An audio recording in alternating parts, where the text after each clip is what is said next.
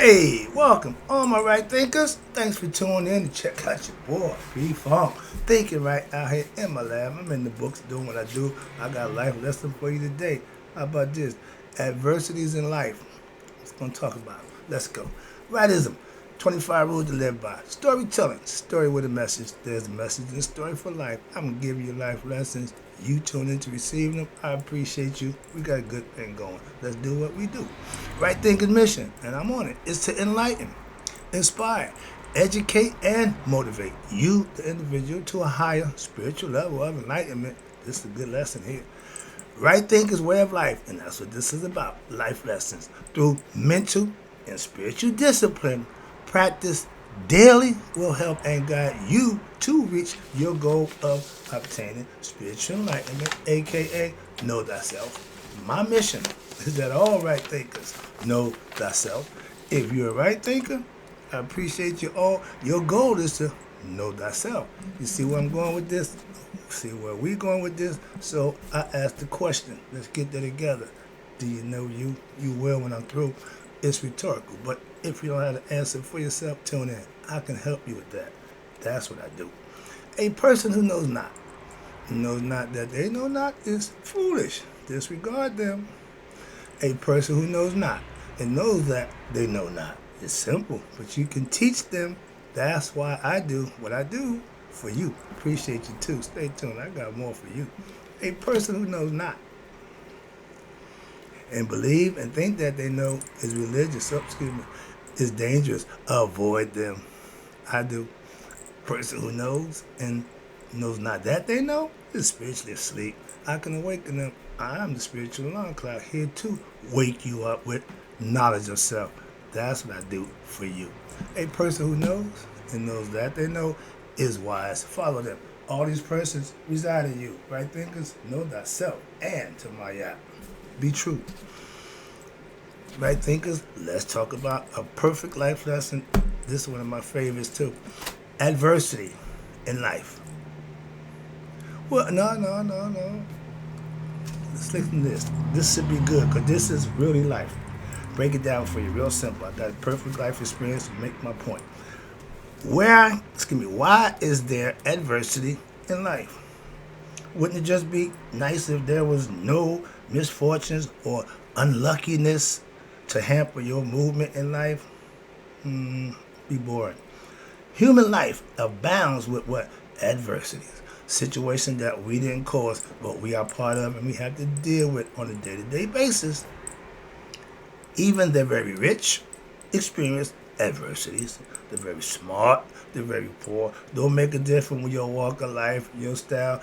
We all gonna have adversities in life. So understand that. In fact, no matter who you are, you will experience adversity. That's the point. Of one form or another as you progress through life. All adversities ain't bad. Some adversities are good. Again, unbeknownst to you, you just have to deal with it when they come. That's it. And if you do the same thing, the same time, the same way, you won't have to worry about it. So get comfortable. Let's go. Let's talk about this right quick. Adversity is divine message. What you mean? Again, adversity is a divine message. Pay attention. Imagine how life would be if you could do anything you want to do. Some of us do that.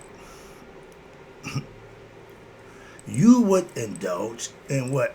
Every desire and every whim. You would only seek to satisfy your desires of the flesh, pleasures, and you would not accomplish a damn thing significant in your life except pleasures. That's it. Life ain't based on just pleasures.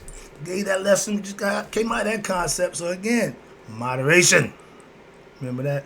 And with adversity, it shows how moderation will help. In the end, what happened? You would be frustrated and disappointed. Why? Because no matter how hard you try, it is impossible to ever completely satisfy your sexual urges, your physical desires of the flesh and of your senses. Meaning the physical body will never be satisfied. Your ego will always want more. You know them people who every time they get something, they reach the level of acceptance or success, what they want more. Oh, that's just them. But no, sometimes it's just greedy. Okay, that's the difference. And with adversities, adversity is a form of what resistance which life places on who all beings. Why? For the purpose of engendering in them what a need for what to strive to overcome it. In life, you're going to have situations that you got to muster up the umph and the gumption and handle it. That's life. Okay? And as my mom said, this too soon shall pass. The worst situation you ever had did pass, didn't it? The best situation you ever had, that passed too, didn't it? See, so it don't pick and choose. Understand that. That's your decision. Your decision how to deal with whatever it is. Be it good or bad, you still got to be you. I call it maintaining your cool. Okay? Don't acquiesce. Act like you've been there before. When adversity is met, how? With the correct understanding. What you mean correct understanding? Understanding that you didn't cause the situation, but you got to still maintain your cool and deal with it, whatever come what may. That's why. And watch this. You got to have the right attitude. I'm going to give you life experience. When my car got totaled out, I come downstairs, all I saw was another car all up into my car that was parked. Okay. The old me, that guy, lost my mind, went berserk. Walked back to the house and sat down and said, okay, dog, this is that new thing you talk about. You got this because I have no idea what's going on. So I put my faith in doing what I do. Just do me. Okay?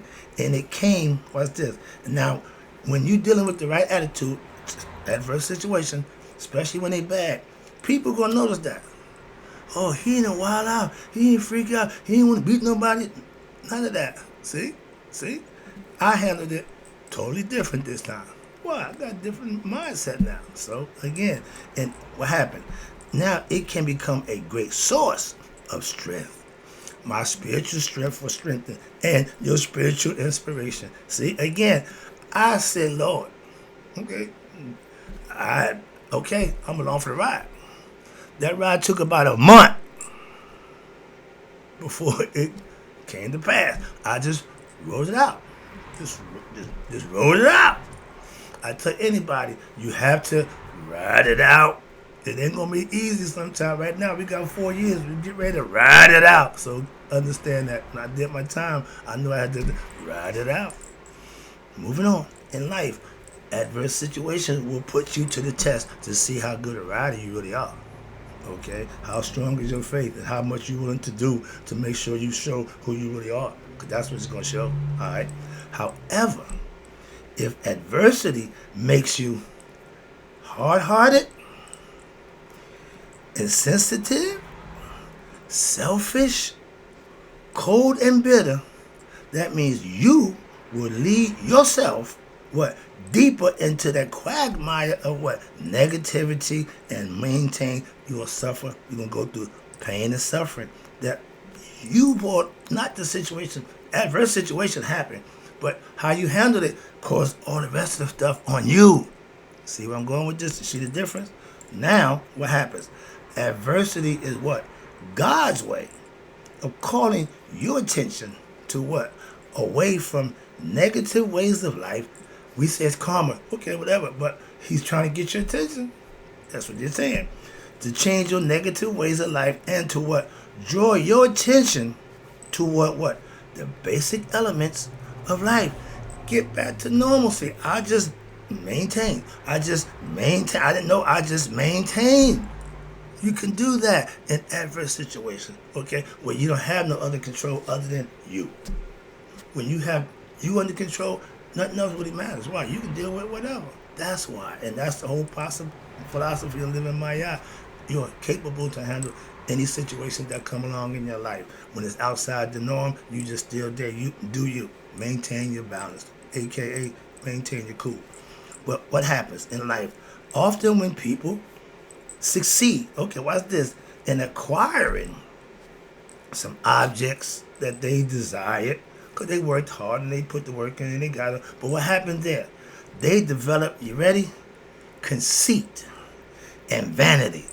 Two qualities of what? Set, the ego self. That's them type of people. Think they better. Watch this. Watch this. And if you don't know nobody like that, go look in the mirror. Get a good look. Okay? But watch this. Because of that, they look down on others. I got a PhD. I'm Dr. So-and-so. I'm all that. That's arrogance. That's conceit. That's vanity. Okay? And what happened? They feel proud of themselves or their accomplishments. Always bragging about what they did, how they got it. I did that. Yeah, nobody give a damn. So, however, those same people, okay, when they lose what they desire, what they had, they what? Lose their damn mind. They fall into the valley of what? Adversity, despair.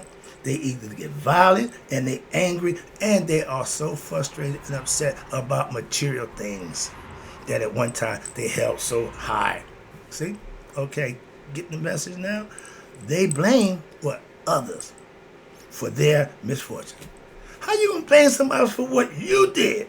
To or for you? You took the blame, you took the praise, you did it on accomplishment, but now this on the bad side, it's somebody else's fault. It don't work that way. But a lot of people think it do. Don't worry, reality will set it straight. But what happens? They blame everybody else for their misfortunes, and they seek to sometimes even hurt others because of their loss. If I'm going down, I'm taking everybody else with me. Sound familiar? Anybody who won't take responsibility for their own actions is a punk. Okay, but I'm put it there, move it there. So if that's your mentality, I was in an organization. Okay, when it came down to it, I took all the weight. Just say either you're a good friend or a damn fool, but either way, take this time. Moving on, that's how you deal with adverse situation. Get in front of it and deal with it and come what may. And you move on. I'm personally better for it. So I used it to benefit myself. And that's the whole purpose. Jail didn't rehabilitate me. Prison didn't rehabilitate me. I did.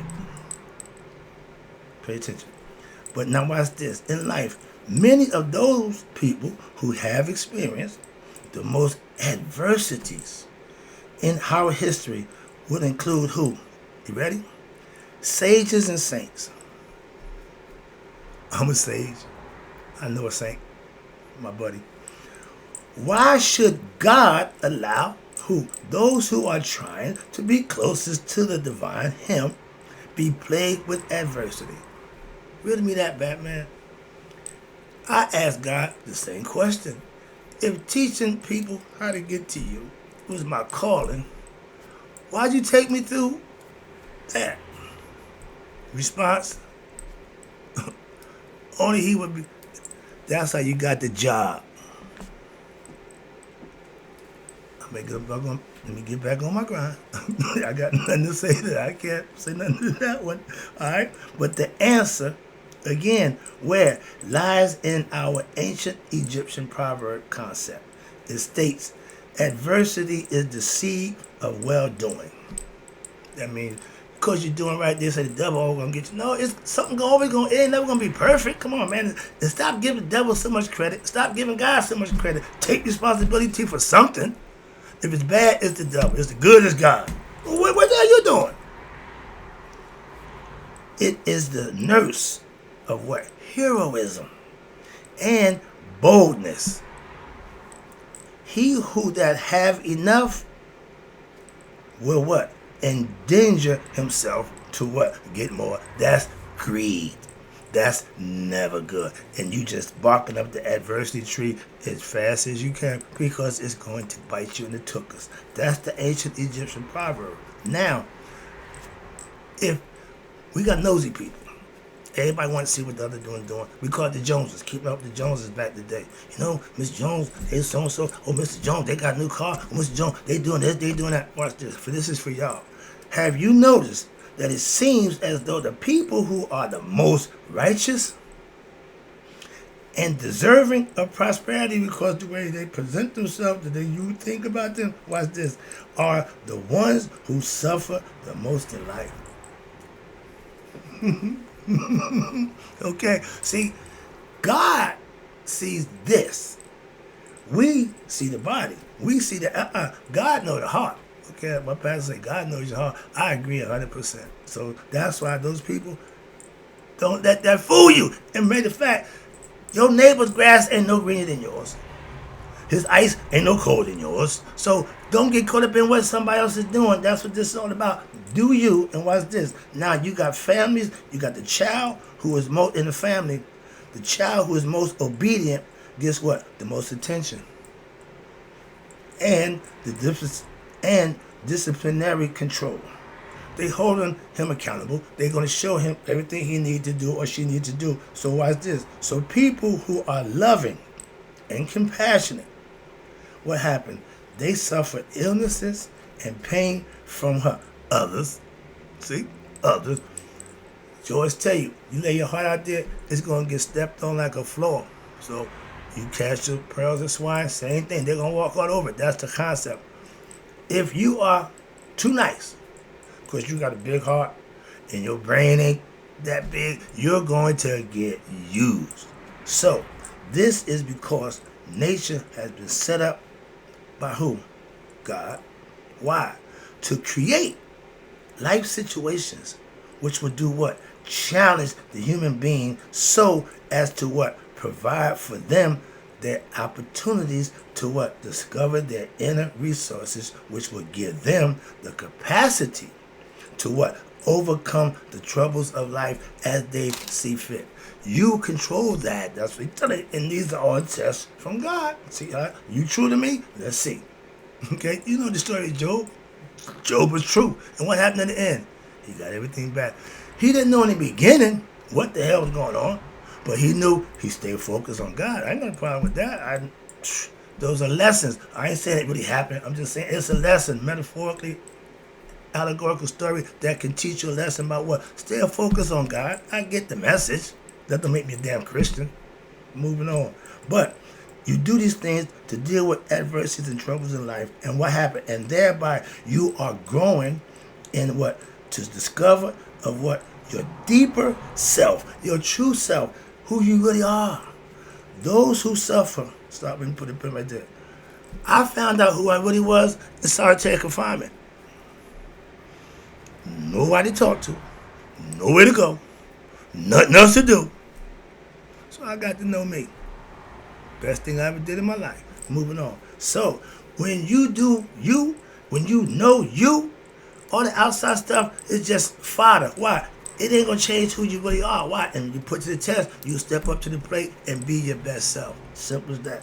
I took mine like a man. So those who suffer most, watch this, are what? In reality, those who have drawn more attention from the divine. So I've been asked a question, because the good guy, serving God, here, get the crap kicked out of him. Christ, kill him. JFK, kill him. Martin Malcolm, kill him. Everybody who trying to do right get killed. What the hell is that about? I don't want, my mess. No. Why? Yeah, man. Quick joke. Oh, I got 1 second. 2 little boys stood outside on the street corner. Guy put up a big fancy car, rolled the window down. Hey, kid. Boy looked up. Can you tell me what thrifty drugstore? Little boy. So the man pulled off. The boy looked at me and said, "Man, why you ain't tell that man what thrifty drugstore?" He said, so he could smack my face. I like that joke. Moving on for those who get it. But what happens is, those who suffer the most are really the ones who getting closer to the divine. And human society don't like that. And indeed, what happened? You're chosen for more intense spiritual testing. You're going to be tested, okay? That's just the way it is. If you a God servant, oh, it ain't easy. Man, I was better off selling drugs. Why? I had to worry about other drugs. I got to just duck the police. It's hard to get around God. And you're going to be tested. And what happens? This testing process of nature will allow every soul the opportunity to what? To face troubles with either boldness and faith or with what? Fear and negativity. Your choice. My yacht, you got a 50-50 shot in life. How about that? The odds don't get no better. And you can hedge your bet. Why? By doing the right thing.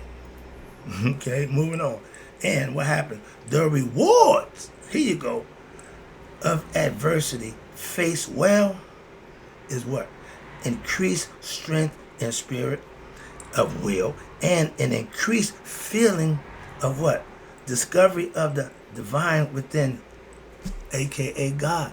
When you communing with God, when you talking to God, and I talk to him every day, we have them better, trust me. But 10 years ago, I told my brother I talked to God. He said, man, you can't tell nobody that.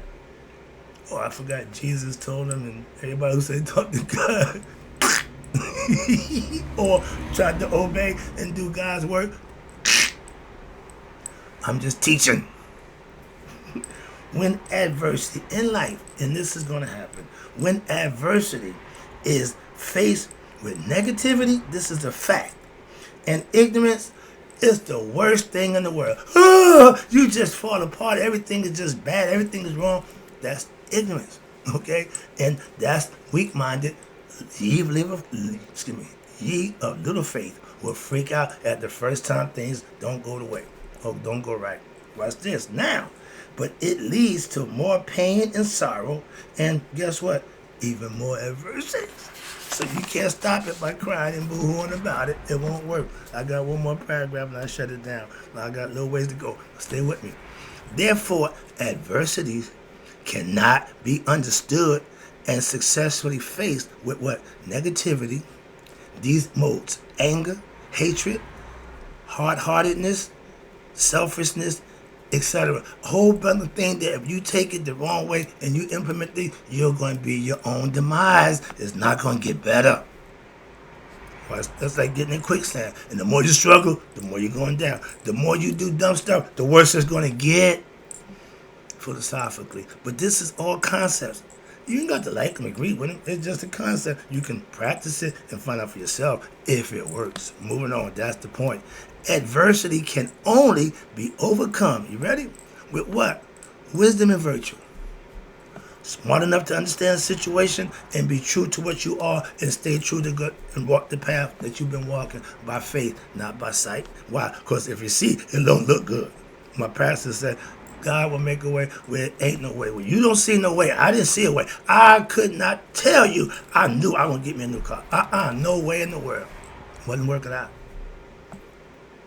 Made a way. That's my point. And only through that adverse situation, I gained that strength and that understanding. Simple. If I had done it the other way, it wouldn't have worked out for me the way it did. I know that. Moving on. That's what I'm trying to explain to you. When you can understand how God works and what you need to do to get what you need, you'll be living and doing the right thing too. Moving on. Watch this. And virtue is the first and the most important quality to be developed by all right thinkers and all serious spiritual aspirants. If you wanted to be a better person, your virtue is going to be on display every day.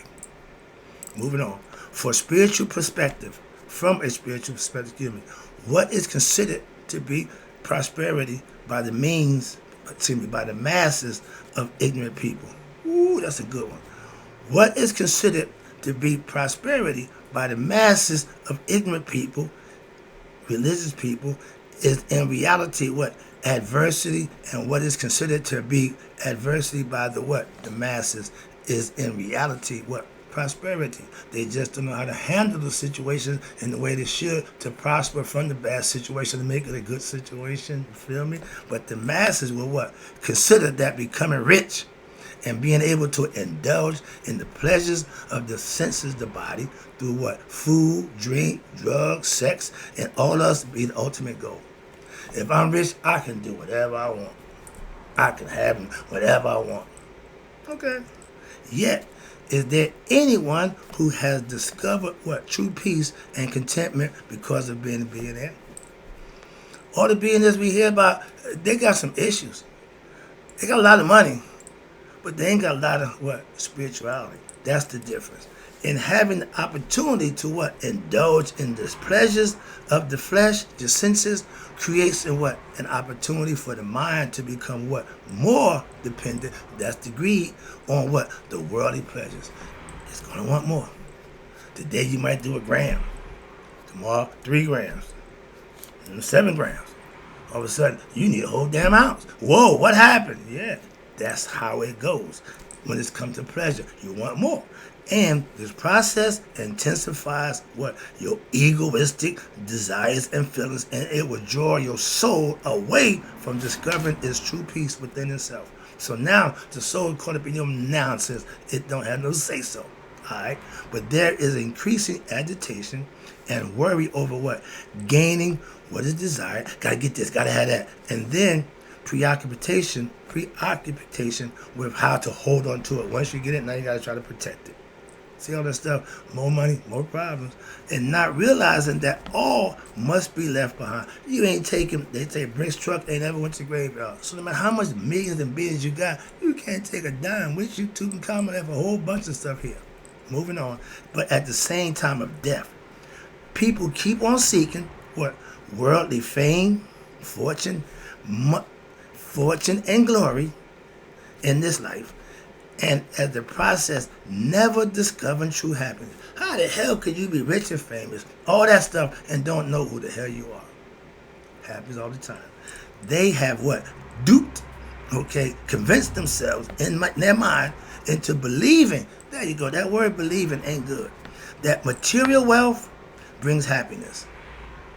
It can make you happy temporarily for a moment, but it ain't ever going to bring you happiness with true knowledge of self will. Self-knowledge brings you happiness for the rest of your days. I'm never going to be unhappy. I'm never going to be ignorant of myself. Because what? The greedy, here you go, corporations, aka the media and your popular culture will reinforce this message. In reality, it is a philosophy of ignorance based on lack of self-reflection and spiritual knowledge. Hello, I call it religion. Adversity is a call to what?